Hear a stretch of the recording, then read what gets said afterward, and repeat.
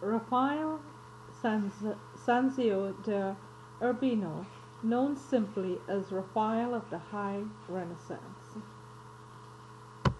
He was born in the ducal city of Urbino in 1483. That's a city just 127 miles from the papal city of Rome.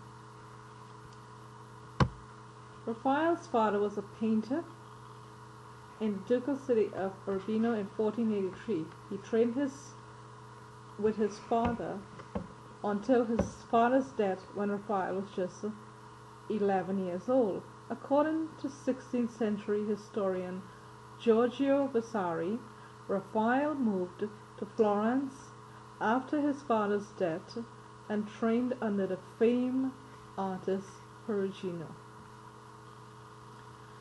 Raphael was invited by the Pope to work on the artwork in the Vatican. At the same time, Michelangelo was creating his fresco in the Sistine Chapel ceiling. Despite the fact that he was the youngest of his contemporaries, he was able to hold his own in the greatness of his work. Together with greats like Michelangelo and Leonardo da Vinci, they were referred to as the triad of the High Renaissance period.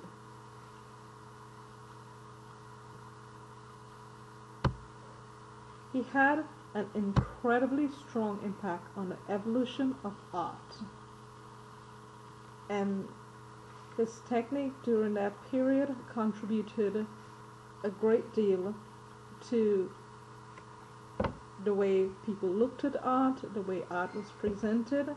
He studied the human body and its movements so he could translate it effectively in his work. He was inspired by many great artists of his time and often copied their work and also improved upon it. And many of his artwork resembled art that was done by other artists, only there was more of a fluidity in his work. In his painting, The School of Athens, he showed great mastery of technique and skill. The School of Athens is one of his masterpieces and my favorite piece of art by Raphael. He shows the influences of Da Vinci, who he considered to be a master at composition, in a way almost everything in his art is balanced and triangulated. I believe this painting, The School of Athens, is a personification of all the best the period had to offer the world in its awakening from the Dark Ages into the period of enlightened thinkers. His subjects are an interesting mix of famous scholars, inventors, and many of the current artists at the time. Raphael contributed to the Renaissance period in a manner where he brought style and beauty to his work, but with a reflection of movement and ethos. When you looked at his work, you felt the painting was almost lifelike. His usage and color technique was symbolic of his painting, and he used paints and brilliant oil to convey contrast with bolder, darker colors for clothing and almost transparent veils on flesh of his subjects. He used Leonardo da Vinci compositional pyramid with his Holy Family themes, but his work on the School of Athens is seen as a true testament.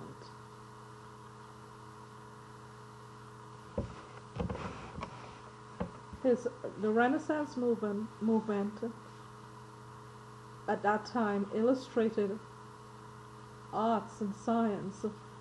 The School of Athens depicts an illustration. It's a depiction of art, science, and philosophy together, with representation of all the great thinkers whose work contributed to that era.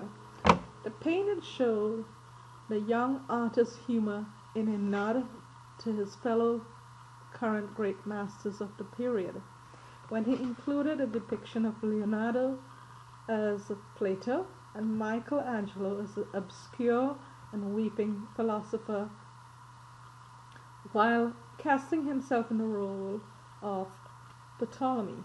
Maybe it was a homage to their greatness. Maybe it was his sense of humor. But I truly enjoyed taking in every detail of this painting. Thank you.